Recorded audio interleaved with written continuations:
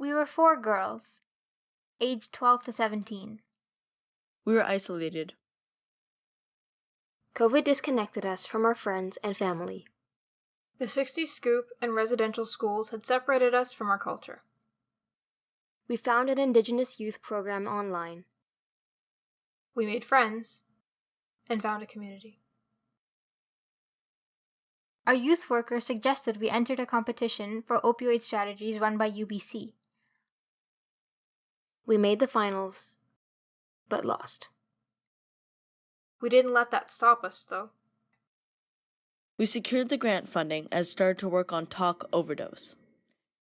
We created videos, infographics, handmade merch, and presented virtually and in person.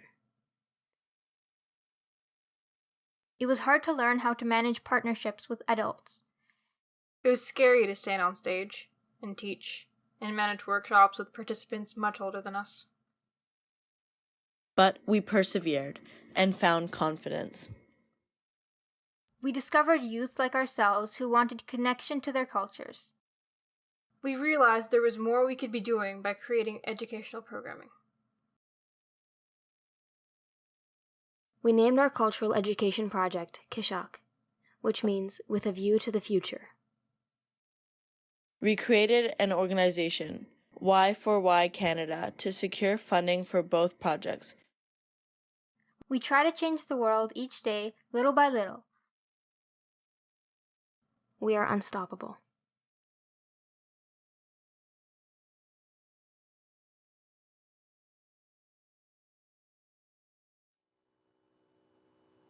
Tansi, I'm Talia. We were Team 3 from the 2021 Let's Talk Overdose case competition. We wanted to share what we've been up to with our Talk Overdose project for the past year. So as you can see, we've been delivering presentations and workshops to schools and to community organizations to reduce stigma surrounding opioid use. We created a grassroots organization called Youth for Youth Canada so that we can continue to create and manage projects that improve the lives of youth in Canada through arts, culture, and health education.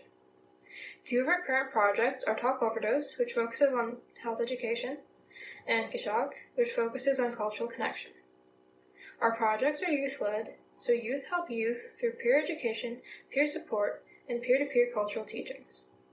The pandemic has impacted the well-being of youth everywhere, and we need to do our part and act now if we hope to make a difference. Tanse, I'm Zara. Through the Talk Overdose project, we are trying to reduce the stigma surrounding opioid use by creating a series of videos of guest speakers with lived experience, by delivering workshops, and by making school presentations to students in grades 7 to 12, because that is the age when youth first start experimenting with drugs. By placing youth and people with lived experience at the center of substance use education, we are hoping to humanize the opioid crisis, provide students with tools to help themselves and others, address harmful stereotypes, dispel myths, and reduce stigmatization. We also make custom Indigenous chocolates and crates from recycled wood to share at presentations. Tanse, I'm Serena. I'm the youngest member of Y4Y. We owe a huge thank you to our mentor, chocolatier Pierrette Vézina, for teaching us how to make Indigenous chocolates. The chocolates have really helped to engage youth in actively participating at our presentations.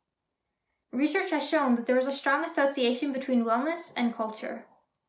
Did you know that Indigenous youth, and Indigenous communities in general, are disproportionately affected by the opioid crisis?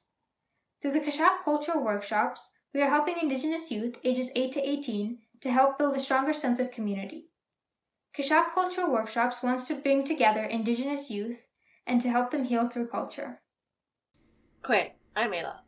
We need your help to get Talk Overdose into schools across Canada. Studies from 2022 have found that Canadian youth experience mental health disorders in record numbers during COVID, and that over 50% of these youth have turned to drugs to cope. The opioid crisis isn't going away, and with there being a strong association between youth mental health and drug use, we need to raise awareness now. You can help us reach more youth by following us on our social media page, booking our virtual workshop, requesting a presentation at your child's school, which will also be virtual, and if you have lived experience, be a guest speaker, and help us apply for grants.